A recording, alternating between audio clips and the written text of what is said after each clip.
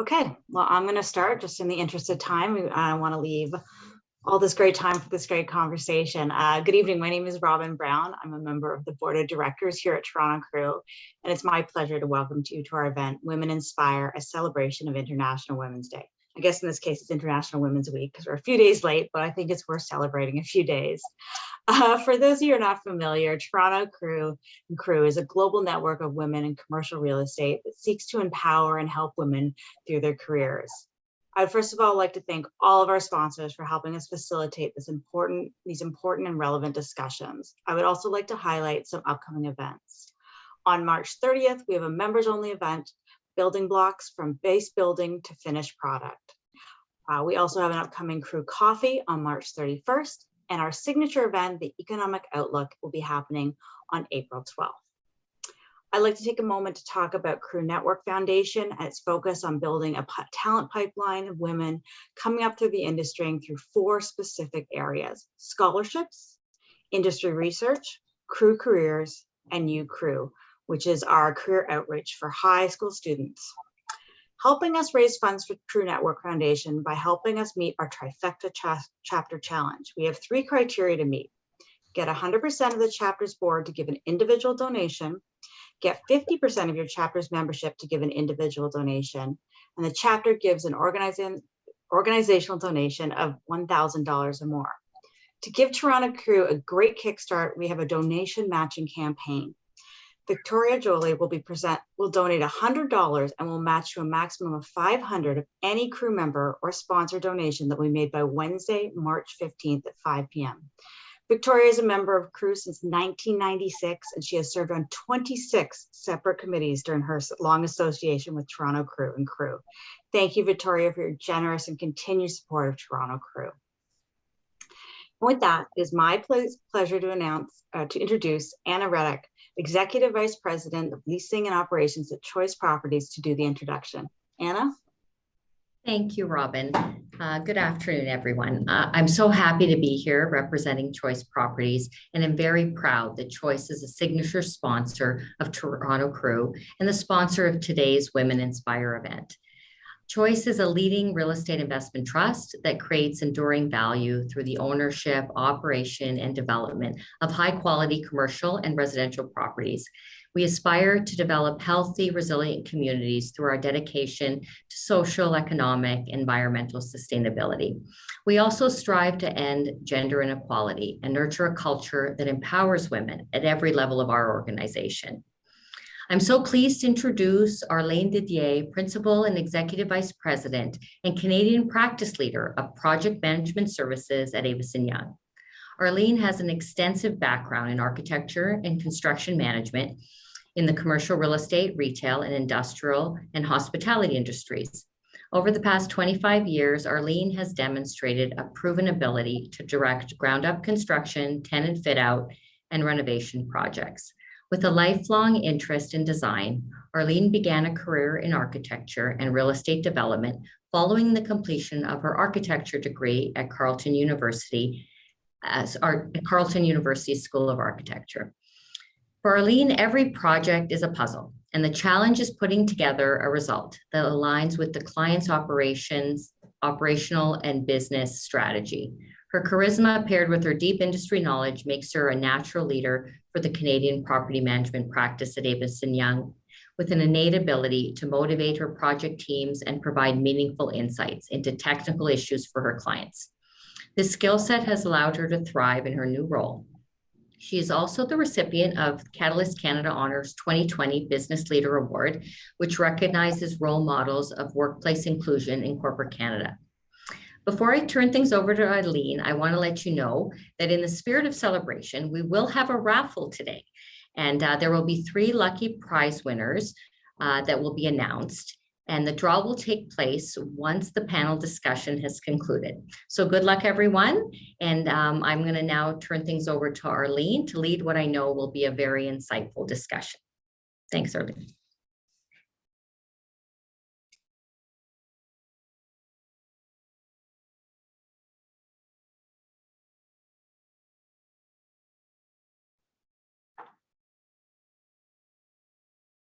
Did we lose Arlene?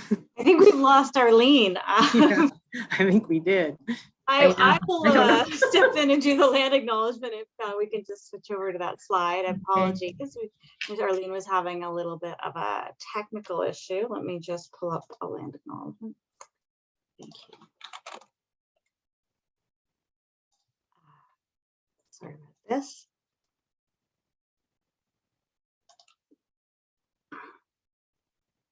Toronto Crew acknowledges that we are on the traditional territory of many nations, including the Mississaugas of the Credit, the Anishinaabe, the Chippewa, the Haudenosaunee, and the Wendat people, and is home to many diverse nations, Inuit and Métis people. The city also acknowledges that city is also covered by Treaty 13, signed with the Mississaugas of the Credit, and the Williams Treaty, signed with multiple Mississauga and Chippewa bands. The city has been acknowledging territory since March 2014 due to conversations with Indigenous leaders, including the Aboriginal Advisory Committee. Thank you. Arlene is not here. I will begin to introduce the panel, I guess. Sorry, I'm doing this on the fly. So thank you. I'm very pleased to be here, and I'm really pleased to announce this wonderful panel we have. Maybe I'm going to start with Renee, and maybe you can do just a quick introduction of yourself, because I don't have the introductions handy. Sure. Hi, everybody. My name is Renee Gomes. I'm the Senior Vice President of Development at Diamond Corp, and I am also an urban planner by background. Thank you, Amy. Hi, everyone. I am Amy Price. I am the president of Bentall Green Oak, or just simply BGO. Oh, and I'm not moving enough because the lights just, the lights went off and oh, they're back. Okay. I wave hello to everybody. I'm glad we're here to celebrate. I'm Amy Price. Like I said, I am the president of BGO. We are a global investment management company. And I look forward to the conversation.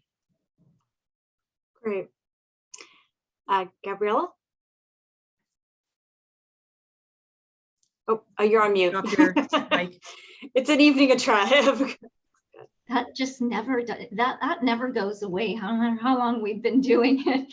Anyway, hi everyone, pleasure to be here. My name is Gabriella Securi. I am a VP of Development at Create.to, which is the real estate arm for the City of Toronto.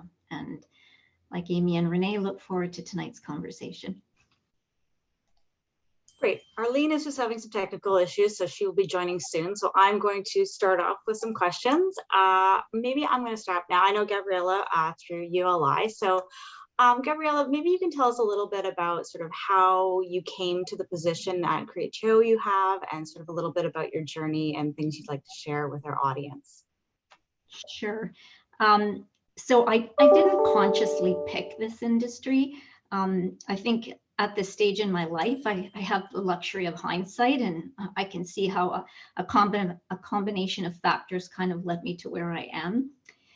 So I'm a child of immigrants, and I spent my summers in Italy, where I experienced cities and towns and had a kind of very strong sense of place, a value of design excellence, both from a historical and a kind of present form. So I became intrigued about cities, their spaces, and how people come together. And while my education set the foundation for a journey as an urban planner, where I thought my contribution to city building would really fall within policy as a policy writer, my first job opened a door into a world of land development, and with that, a view into the development cycle from a public sector perspective, and spent a good part of my career managing the real estate portfolio for the Toronto District School Board and understanding how to leverage public assets in order to create opportunities for city building and partnerships with the development community. This opportunity allowed me to explore other options, and it set a foundation where I built my career in the public sector. With passions in sort of city building, but also in education. Along my journey, I paused first to complete a graduate degree in placemaking, learning from the cities that I spent my summers as a child and a young adult.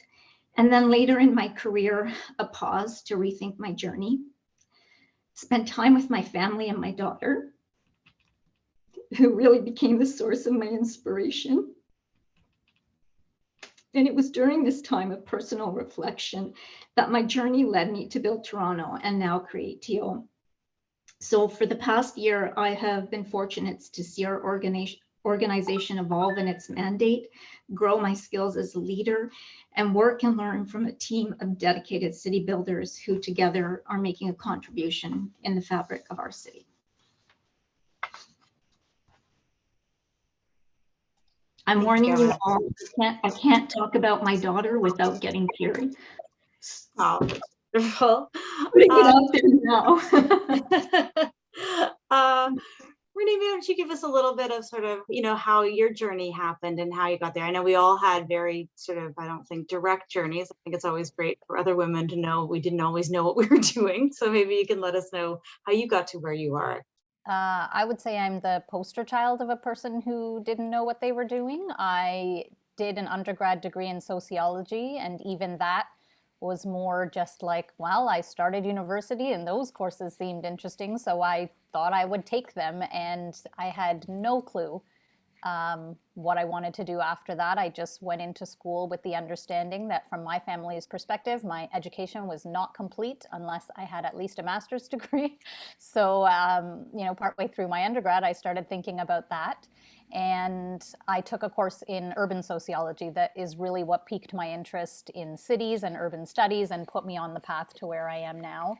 I ended up doing a master's in planning, and I started out working in consulting in the field of urban planning.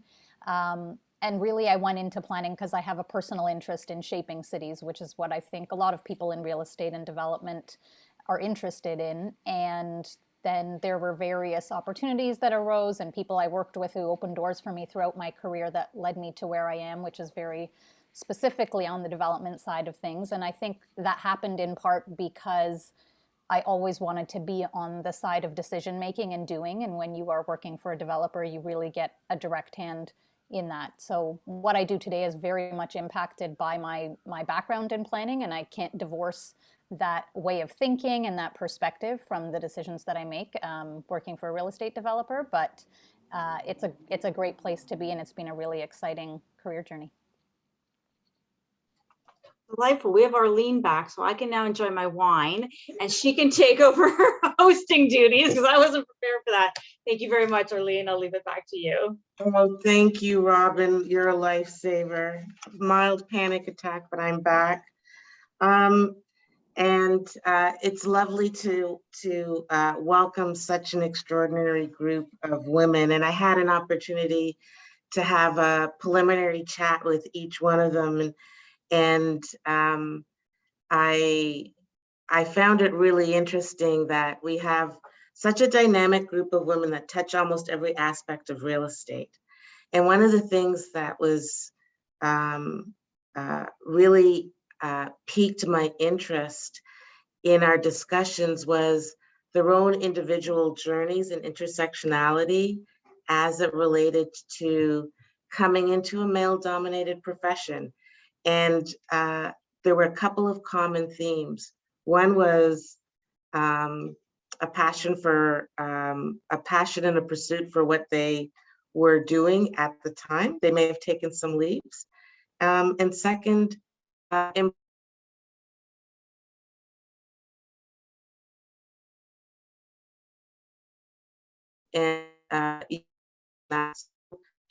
start with Gabriella.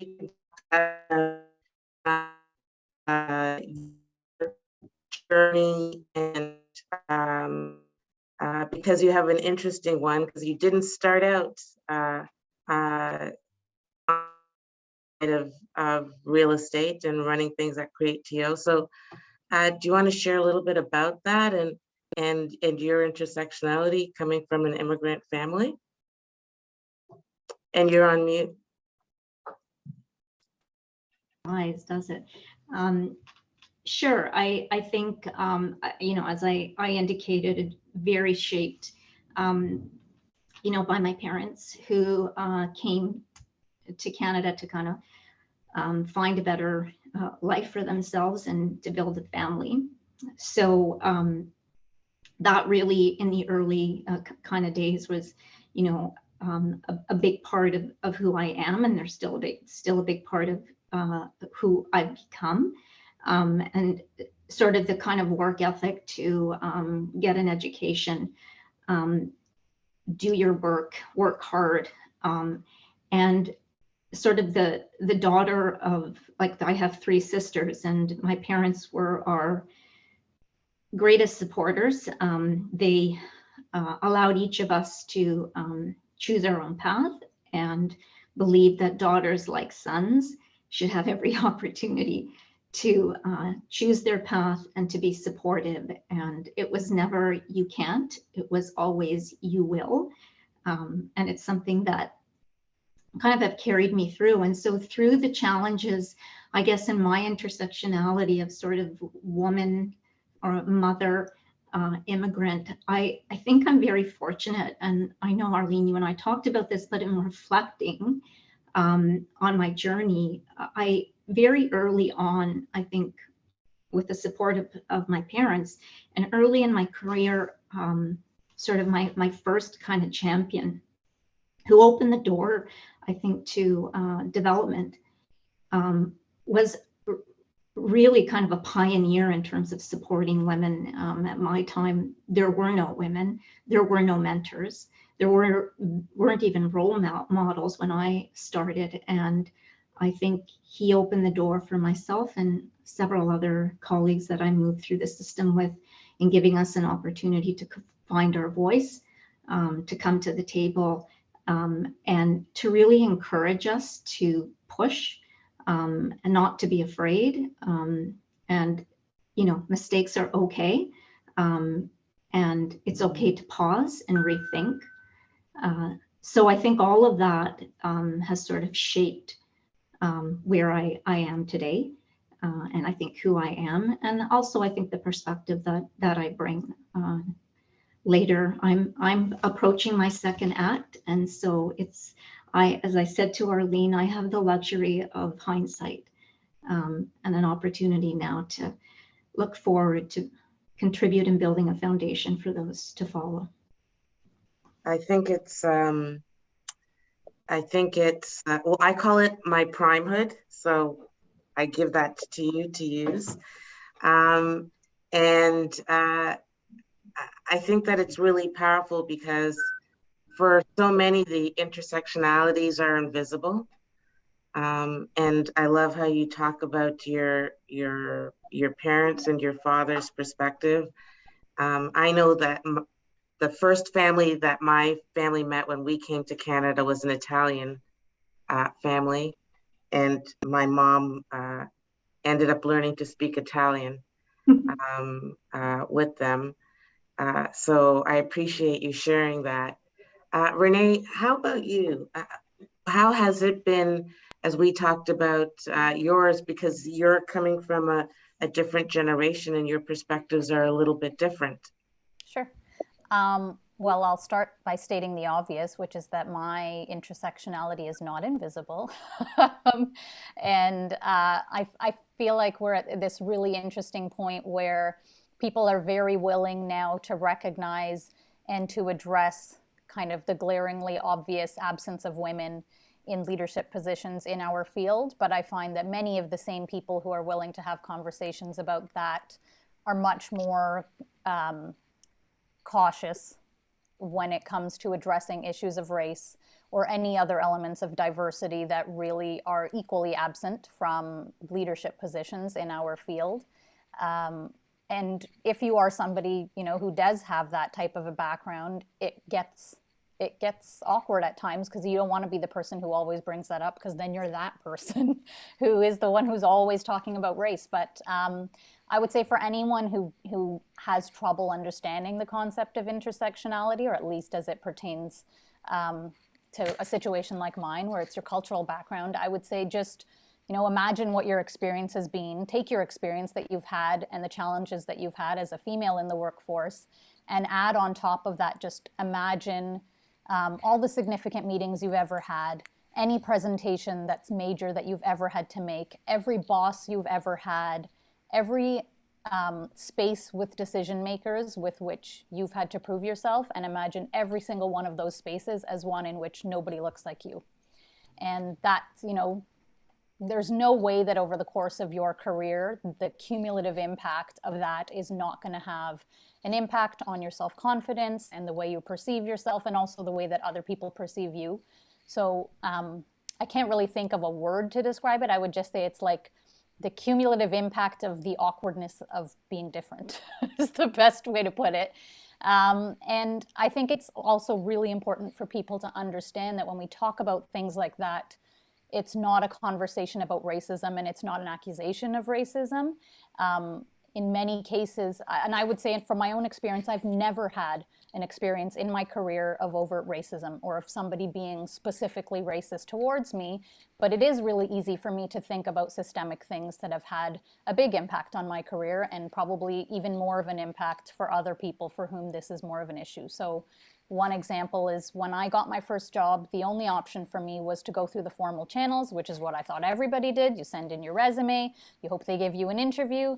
And once I did, I thought things were great from there. And I realized that for so many people I know, including people I know now who have incredibly successful careers, they first got their foot in the door by going to their parents' network of friends and reaching out to somebody who gave them a job.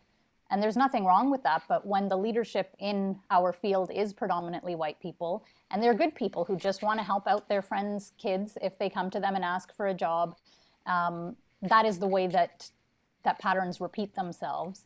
And on the positive side, what I would say is I hope that the people who did give me an opportunity and mentor me, once I did finally get my foot in the door, recognize how important that is for people like me.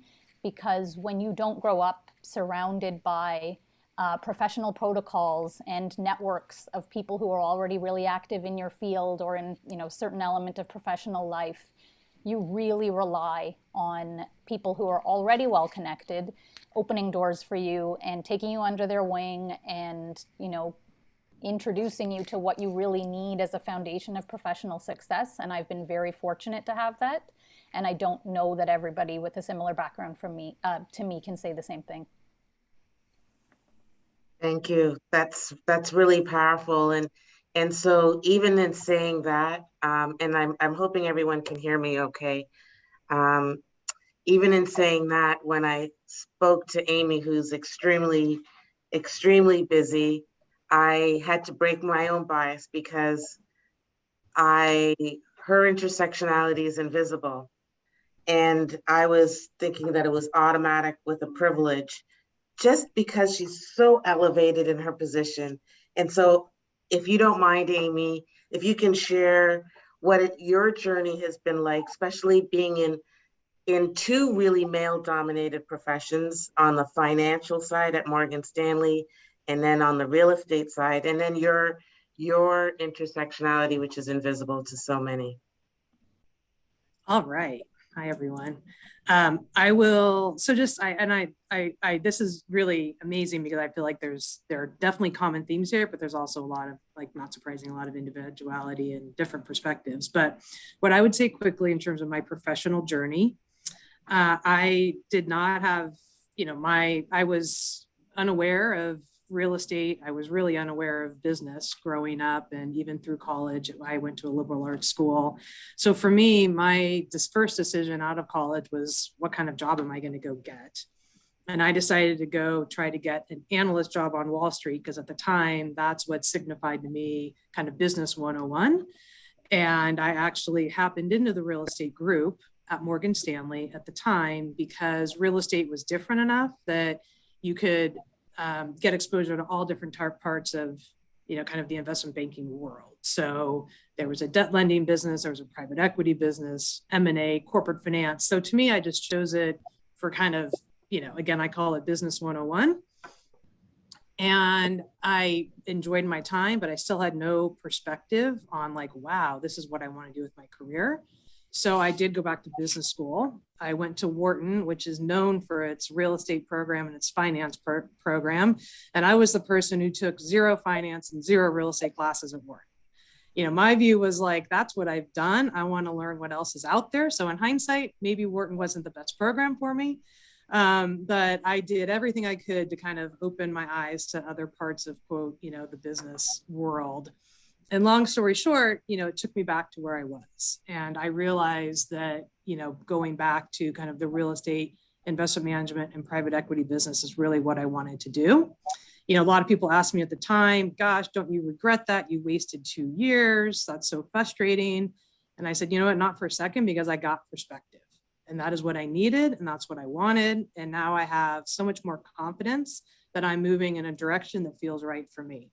So that's kind of my first phase of my career. Second thing I'd just say quickly, I've only changed employers once. I worked at Morgan Stanley for 17 years, and I've now been with BGO for over 10. And, for me, when I made that change, that was one time where I really thought about, how do I challenge myself to kind of leverage what I've done, but also do something that challenges me and pushes me to do something a little bit different. So when I joined what was Bentall Kennedy at the time, now Bentall Green Oak, it was really about helping to build out more of the business in the US. So it was much more for me kind of an opportunity to not just execute and do what I had done on the transaction and investing side of the business, but actually think about how to, think differently about being a part of building and growing a business. In terms of intersectionality, and I think this is Arlene's comment about, invisible.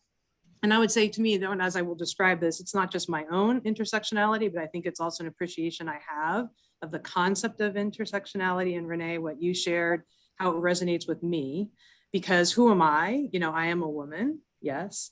I am a professional, I am a mother, I'm a wife. But I'm married to an African-American man, and I have 3 children. We have 3 children who are obviously multiracial, but they all identify as being Black because that's, quote, how the world sees them. And one of my 3 kids also identifies as being non-binary and uses they, them pronouns. So for me, the intersectionality, when I think of the richness of that world, it's not just kind of linearly, how do I think about my own experience? But it's also, how do I appreciate what intersectionality can mean for other people? And for me, being able to just live firsthand as a parent to, my oldest is now 17. So, kids who are kind of their experiences. And again, what Renee said, just how there's a lot that they, perceive and feel differently for who they are. So my journey, and one of the messages I kind of like to share is that I feel like this is a journey, right? I feel like I've always been an advocate for diversity, an advocate for women, but I realized, wow, there's so much more that I could have been aware of and I could have done differently. And so my message is like, we're all learning, we're all growing. I can tell you that my sensitivity to word choice and so many words that have a gender bias in them is so different now being a mother to my child than it was. And so I think it's really important to appreciate our own perspectives, but it's also really important to just let ourselves learn and continue to grow and learn through others too. I think one of the things that was so powerful in talking to you all is in that in the more things that we think that are different, we realize that there's more that we have in common. And the world has spent so much time focusing on the differences rather than the commonalities of, the perspectives. Because when I was talking to both Gabriella and Amy, I said, the perspective of my father when, he heard that I was going to be going into architecture, he was like, you're young, Black, and a woman. Why would you do that? Right? He was like, why would you do that? And now I realize it was because it's a male-dominated profession, right? So if 36% of the profession is women, even though we're 60% of the population, and on the construction side, it's 13%, and on the trade side, it's 4%. It's challenging. And I put forward to you, like, how many, now that you're in a position of, as a woman leader, how has your views of diversity and inclusion evolved? And Gabrielle, you had a nice perspective as you looked at it through your daughter's eyes. So any thoughts you'd like to share on that? I think, I'd say, like Amy's words really resonated, right? We all sort of see each other and we make certain assumptions about who we are and where we come from. And I think sort of in the latter part of, in this part of my career, I've really learned to understand my position of privilege relative to other women in that intersectionality. And so what has resonated with me and has become really important, and what I've tried to do, is to understand and be self-aware of what those biases are, and to actually use the privilege I have to actually bring about change, right? And to give voice to those who don't, or who feel like they're unable to do that. And I think, like I said, I have a daughter, and she's coming through a very different period of time. And we need to set them up, I think, and set a foundation for them to understand. And I say this to her all the time: you are a child of privilege. So, Renee, to your point, having a network of people that you can fall to for jobs, that you have to use that for the good, right? That you have to use that to, provide those opportunities to those who are in your circle. And that, you need to open up that circle so that it is diverse, because it's in that diversity that we are actually, I think, more powerful as women, and as a society. And so I think for me now, I think that's what it's about, is instilling those values, in my daughter, and learning to move forward, recognizing those biases and using my privilege to speak up and to be constantly aware of unlearning certain things. Thank you. And Renee, I think from your perspective and career progression, there's been an evolution, and the transitions that you've taken. I don't know if you'd say that they were intentional, planned, luck, or just a natural progression. How has that been for you, moving through this industry? Definitely not intentional.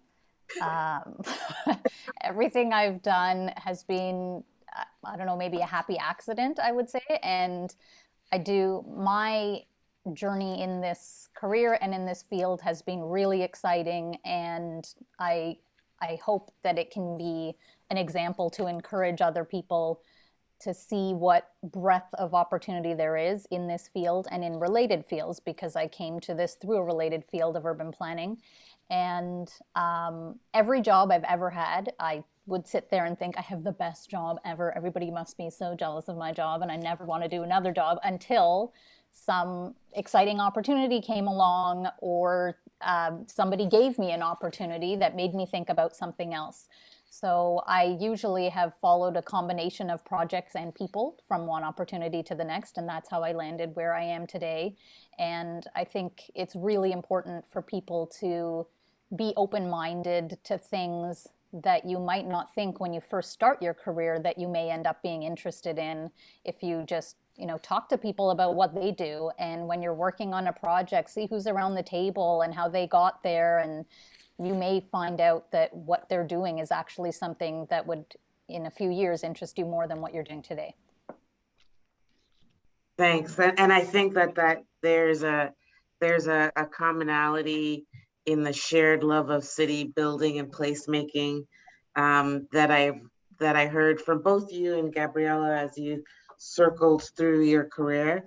But I'm gonna move on to really pick Amy's brain on what BGO has done in the equity, diversity, and inclusion space. Because I know that everyone else is actually, we're all, Gabriella, Renee, and I are all relatively new in our positions. And BGO has been a force truly recognized in Canada for their intentionality for that and what they're doing. Can you speak to what brought this about? What was the impetus to not only be intentional, but to make it so public? In case you failed, everybody's going to call you on it. Yeah, I am happy to.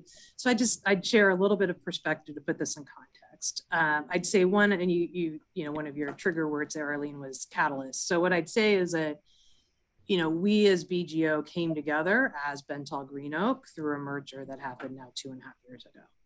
And so part of, I think, our intentionality and frankly, upping our game even, you know, more than it was, kind of came from that combination and that natural point to now say, okay, who are we as BGO, right? What is our culture? What are we about? Like, to really kind of level set our commitment to our culture. And, you know, EDI is definitely, I call it, you know, I consider it a very foundational element of our culture. And again, that wasn't to say it wasn't a focus before, but it definitely highlighted, you know, our intentionality, and it's a great word. And so what I'd say, the second thing I'd say is that, you know, and this is perhaps a bit more provocative or controversial, but, you know, I'm a big believer in plans and goals and targets. I really am. And I think we are very natural to set plans and goals and targets, maybe too many of them in many areas of our business. But when it comes to the space of EDI, we resist it, right? We don't want to hold ourselves accountable. We don't want to set a path. We don't know how to define it. We don't know how to do it. And I think it holds us back. So for BGO, what we have done is we actually started, you know, this kind of latest phase of our journey, I'd say, by working with a consultant who really advises non-real estate companies on EDI. And we said, you know what, we don't just want to be a leader in real estate, we want to be a leader, period. And what does that mean? And what it meant was first understanding that, you know what, our maturity level today on that scale, as much as, you know, in terms of EDI, is actually kind of early innings, right? So as part of it, was just having to recognize where we were starting. And then we set an action plan, and we've been quite intentional of holding ourselves accountable. So we have been vocal and public with some of those goals and commitments that we've made. Again, perhaps more provocatively, we did publicly share a goal that we set for ourselves at the end of 2020 to have 2/3 of our new hires to BGO be either self-identified visible minorities or female, gender diverse, let's say women. And again, the idea of kind of setting a quote goal in this way, you know, there was a lot of conversation we had about that, but we felt it was really important. And then since we've done that in the last year, we've hired over 330 people to BGO globally, most of those in Canada. And 74% of those individuals either self-identify as visible minorities or female, and some both. So, you know, I think it's been really important to have that goal, and we measure it and we talk about it. It's part of what we communicate, you know, regularly out to our team. Those hiring decisions are made, you know, not quote at the top, they're made throughout the organization. And it's known that this is a priority for our firm, and we're going to hold ourselves accountable. I think the other thing that we've done, you know, externally that again kind of helps, it's important not just to make the commitment, but it's important so that people internally all understand that this is what we're committed to. So for example, the Black North Initiative is a pledge and a, you know, that we've signed. Paradigm for Parity, which is focused on gender parity, is also a pledge that we've signed. We're one of the, you know, the early participants in Paradigm for Parity within the real estate space. It really is a global organization.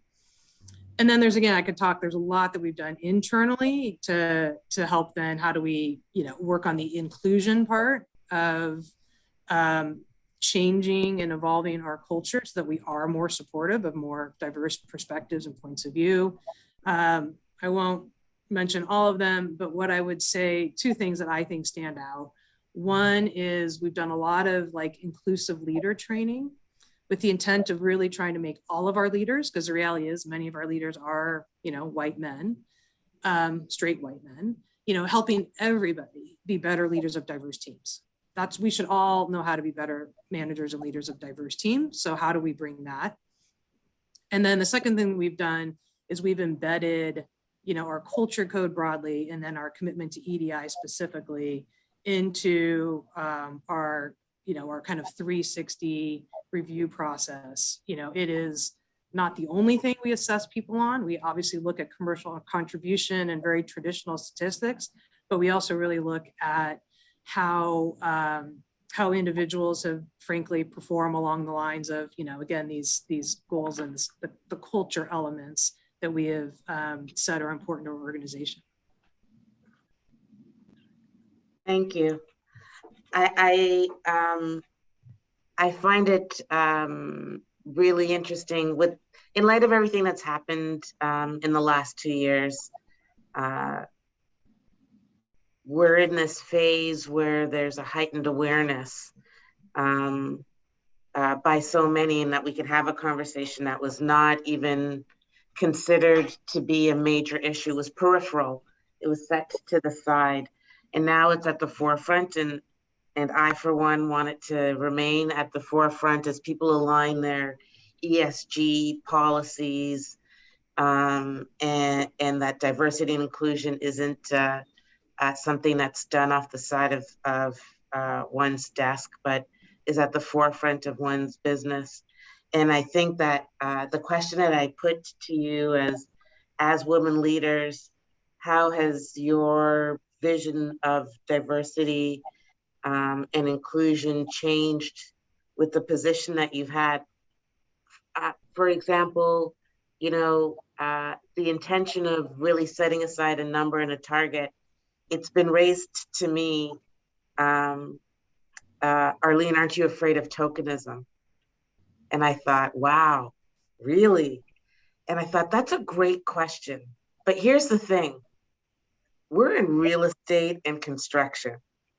Do you think anybody's going to just do me a favor because they want me representing them with all the money and the deals and everything that's going to be left on the table if we could not perform at our jobs? So is that really a question? It might be a question in your mind. It's not a question in mine. And so as I raise this to you, as women leaders, what has shaped your views of diversity? How have you intentionally or subtly brought forward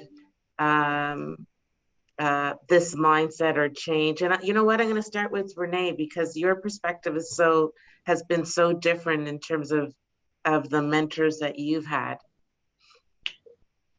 I would say one of the most important areas of learning for me has been realizing aspects of privilege or lack thereof beyond what I know from my own experience.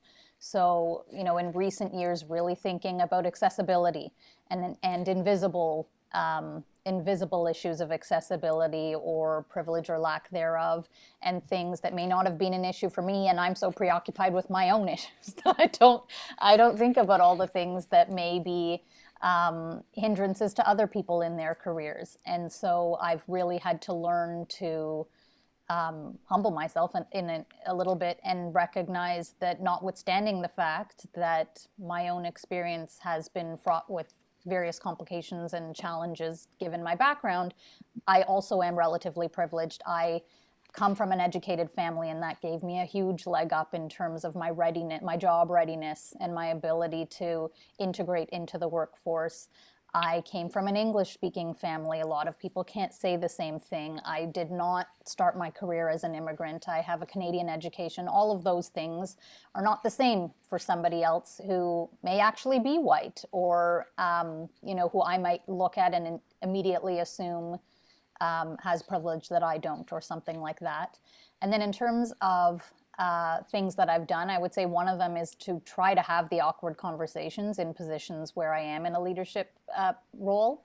And sometimes that's successful, sometimes it's not. And the other thing that I will say, and I don't apologize for it, is just I firmly believe that just by being myself in the spaces that I'm in is a very bold and brave move.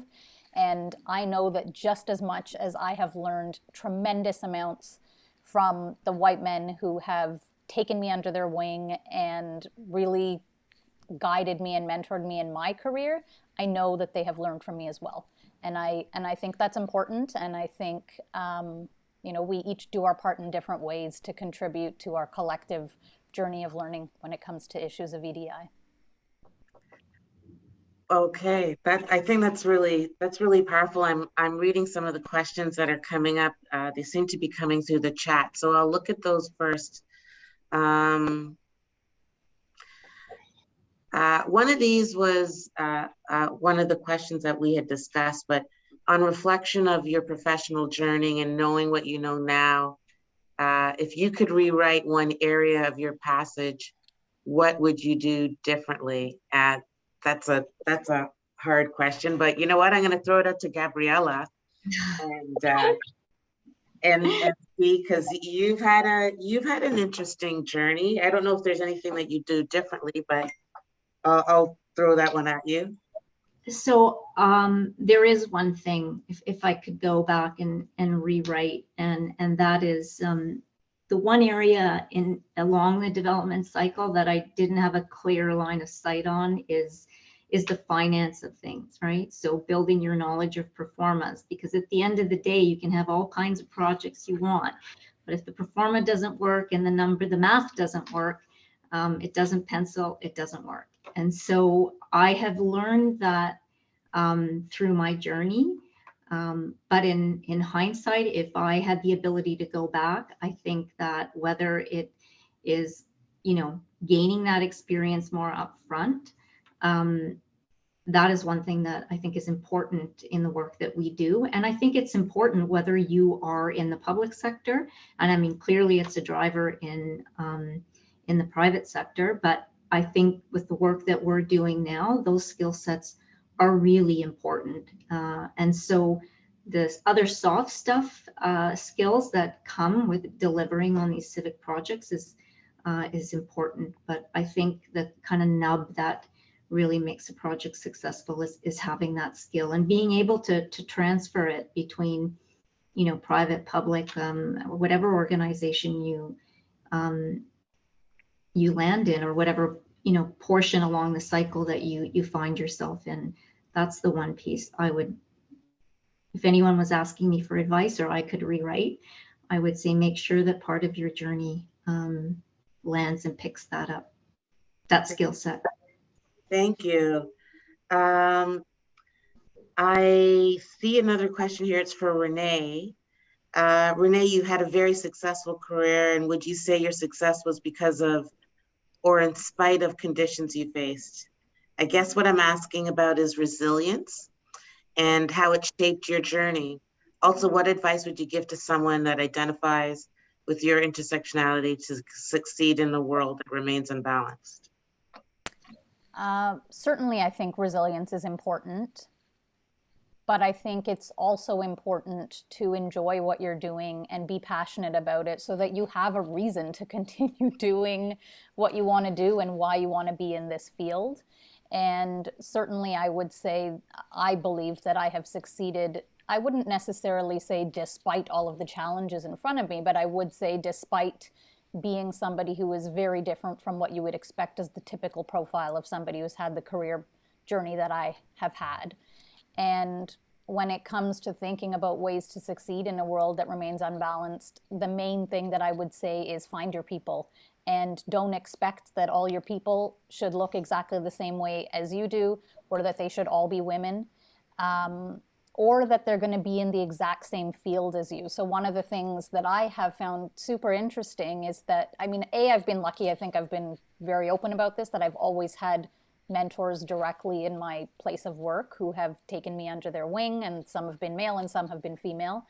But also in the broader field that we work in that has so many different career paths, like municipal law is one that I can think of off the top of my head that has so many really successful, incredibly helpful women who will gladly champion anyone who reaches out to them and asks to go for coffee or, wants some advice or anything like that. And I think, so, if you're not having a good experience Did you already take it out?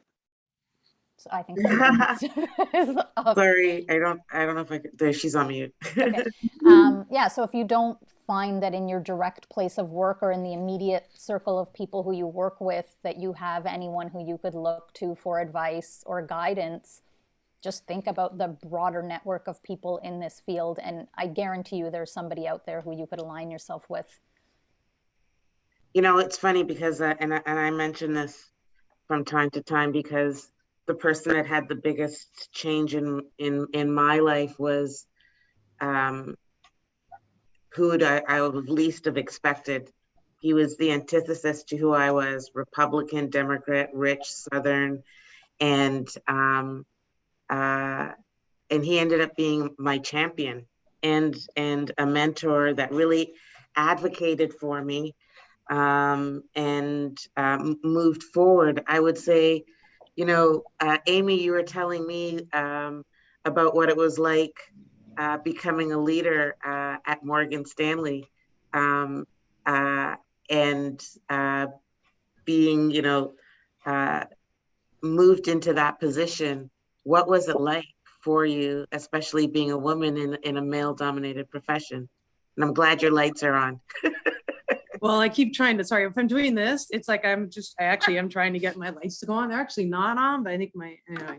So this is the problem of being in the office, right? It's too smart. It's too efficient.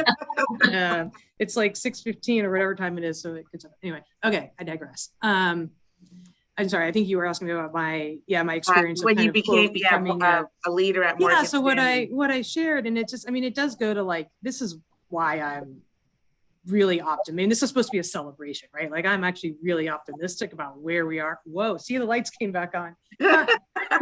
I started to do this and get excited where we're going and as an industry. But what I would say, so, my experience, I spent my early and mid-career at Morgan Stanley. And this is definitely not a knock against Morgan Stanley. Let me be clear. I love Morgan Stanley. I was there for 17 years.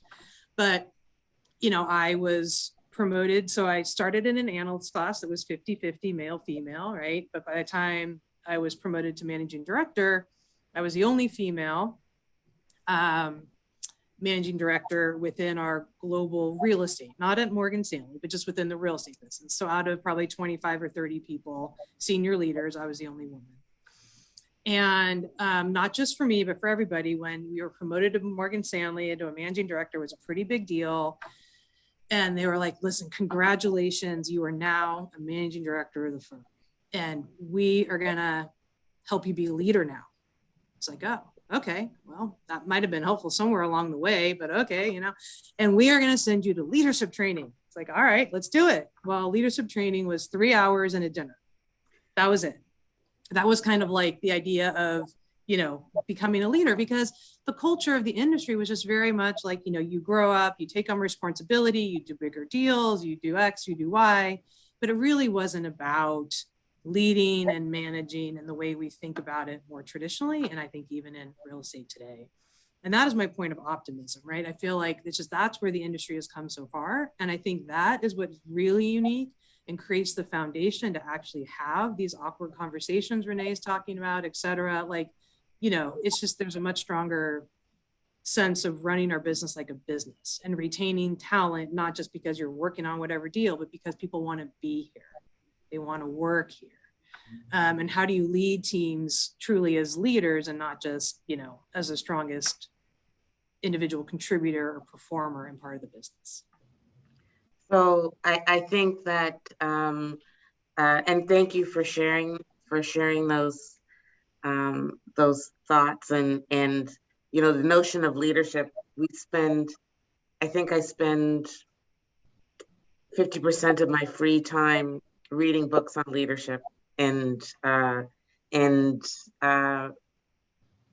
because it's like, I look at it as my job to serve the people that work for me, right? I'm there in service to them to make sure that they have a clear path forward, that they can see a line of sight for their future, to be optimistic.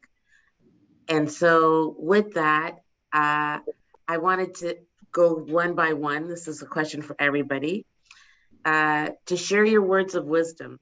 And what advice would you give to women and men who want to work in a diverse and inclusive environment in real estate?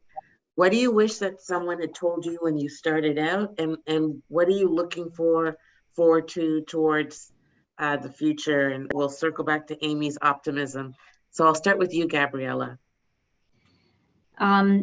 So I would say be fierce, build your tribe early in your journey, whether they're mentors, colleagues, friends, family.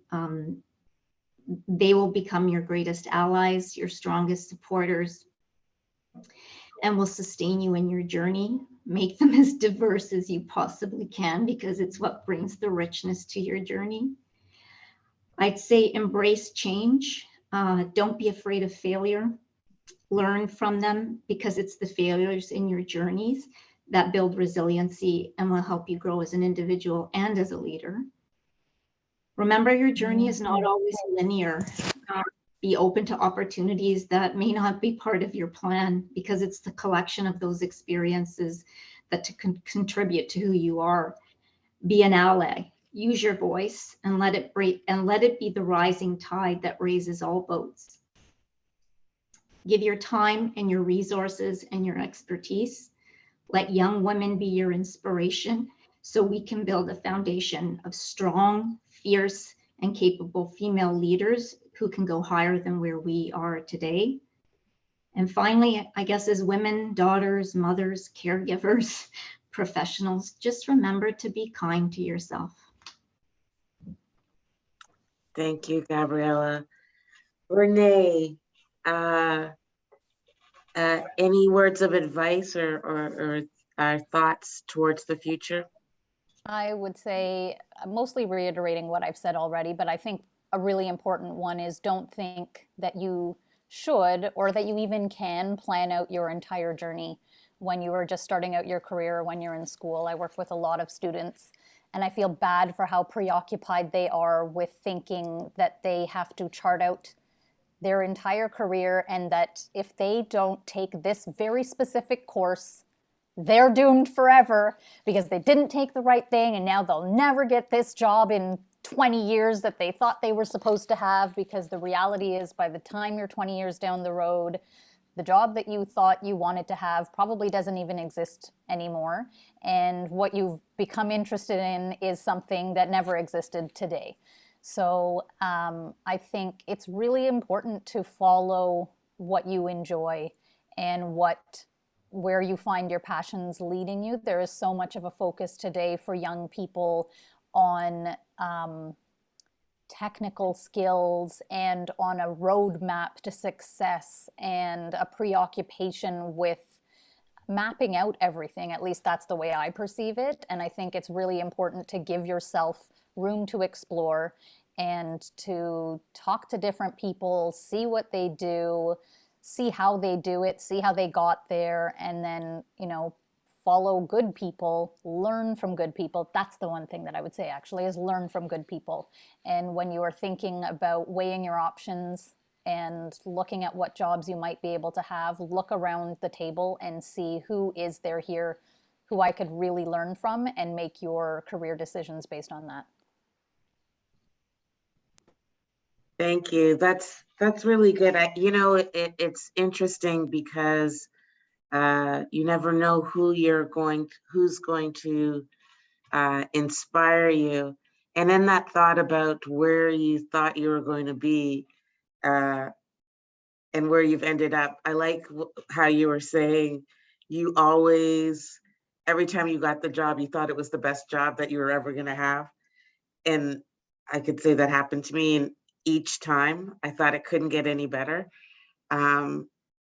It's almost like you don't know what you don't know, and you're not sure what's possible until it actually lands in front of you, or you decide to pursue it in some cases. The So one, thanks, sir. the one thing I would add to that, just as a counterpoint to the believing that every job I've ever had has been the best job ever, is advice that a former boss gave to me when I was trepidatious about making a career change. She said, "Nothing is irreparable."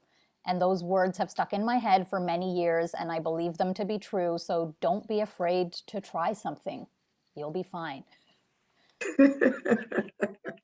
That's wonderful. Amy, what advice would you give to women pursuing a career in finance, real estate, whatever? It might be, a little bit circuitous, but what are your thoughts? Yeah, well, this might sound repetitive because actually a lot of my thoughts have already been articulated, but I will share them anyway. I have a few. My first one, my advice to anyone is find the intersection of passion and talent, right? What fires you up? What do you want to do? What gets you out of bed? And that might not be, oh, this particular job, but the type of place you want to work at, the type of work you want to be doing. But find your passion and find your talent, right? I think it is great to leverage your strengths, and it's good to be self-aware of what do you do and what do you don't do. Now, at the same time, that doesn't mean you don't take risk, and you don't, take a chance. So number two is, not just I would say chase opportunities. Look for them. Go open the door yourself, right? Don't wait for someone to open the door for you and decide if you want to walk through it. Open the door. So chase opportunities. And then my third one, which is very similar to some of Renee's comments, I think in particular, are, build your network, build your relationships. That is your foundation, particularly in the world I come from, yes, we're making investment decisions, et cetera. But at the end of the day, it's a team, it's relationships. People want to work with people that they trust. And whether that's a client relationship or a counterparty, on a buy-sell situation, people you work with, anything, trust is so important. So build relationships, build your network.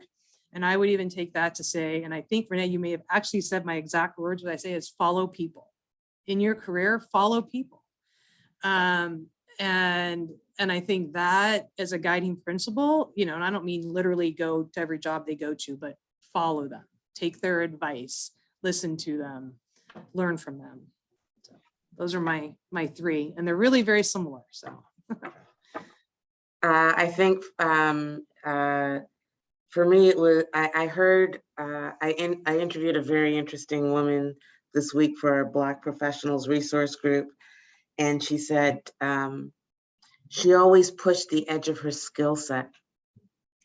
And I thought that was really interesting because so many women, when I look at them or they come to me to ask for advice, they feel like they need to have 95% of the skills, tick this box and tick this box and tick this box.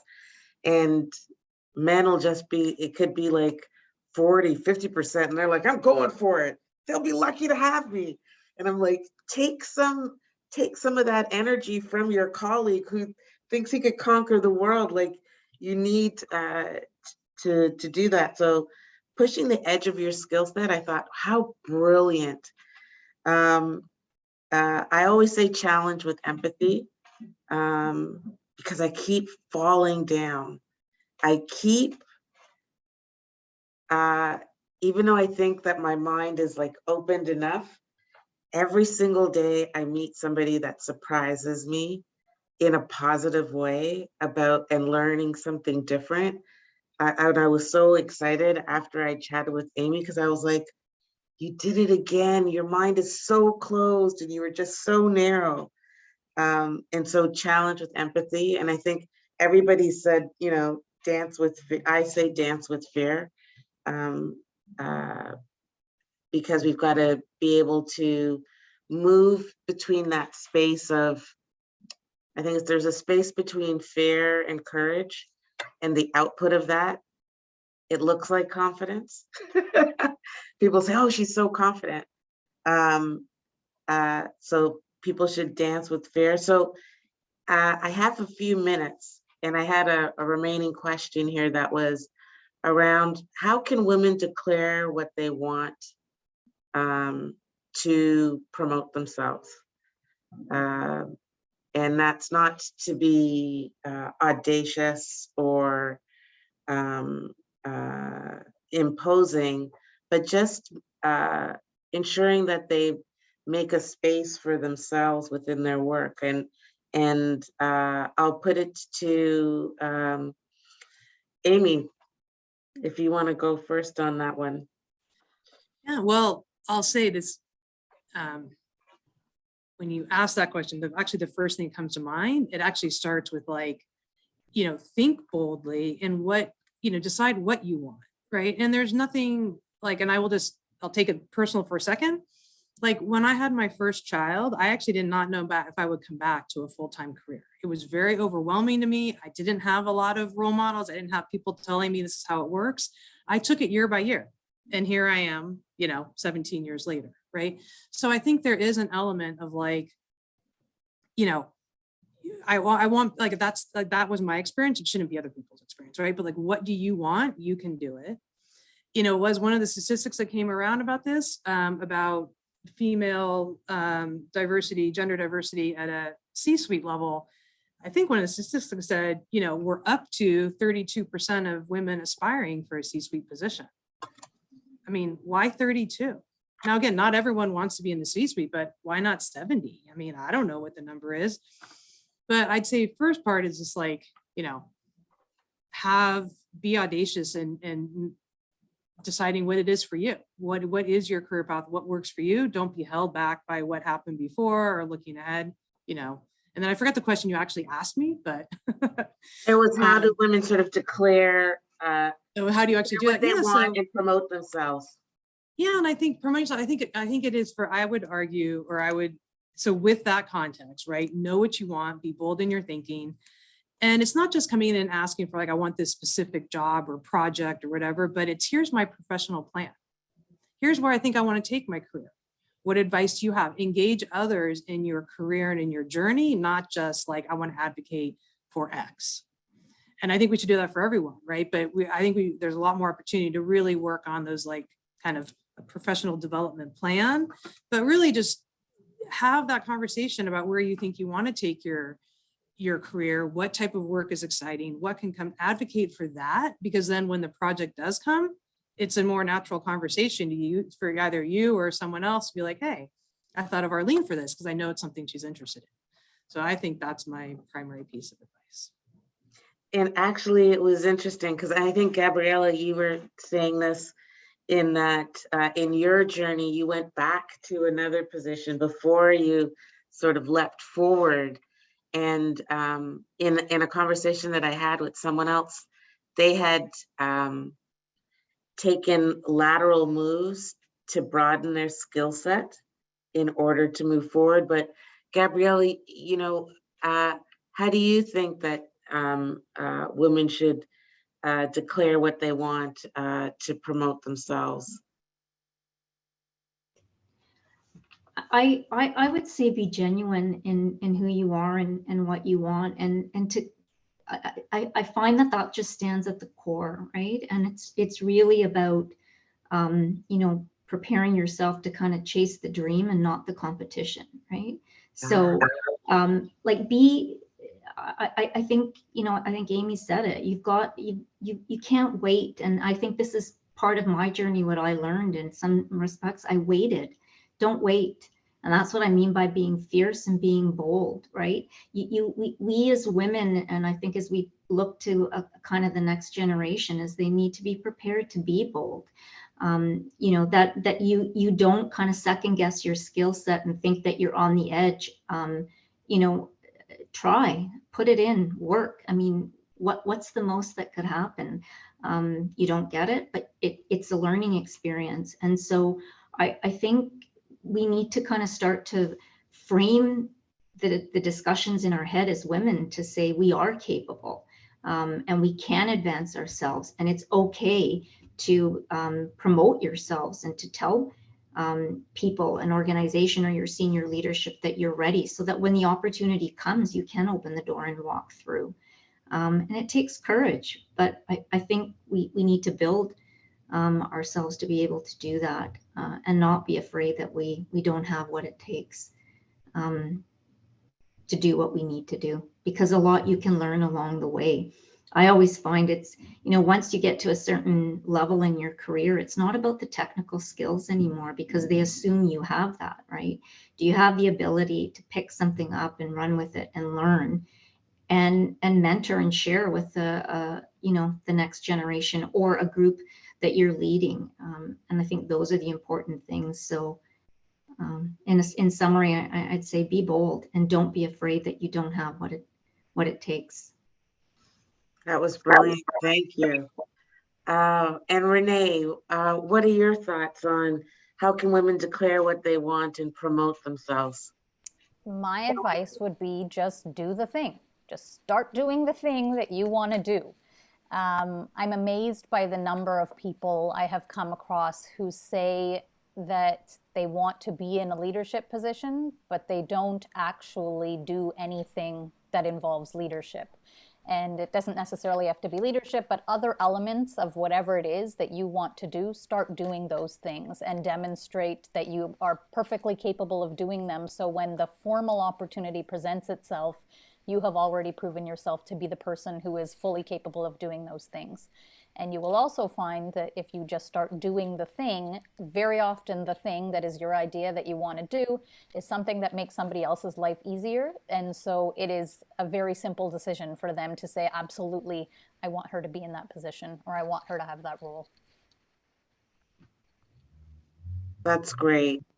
I'm just checking the questions. Favorite panelists, their insights.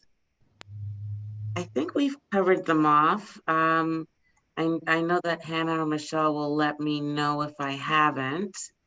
I want to thank you guys for such a candid and frank discussion and sharing your truths. It's really appreciated. Your candor and your brilliant words of wisdom. And with that, I would say, I believe that I've got to hand this back over to Lois, unless I've missed something here.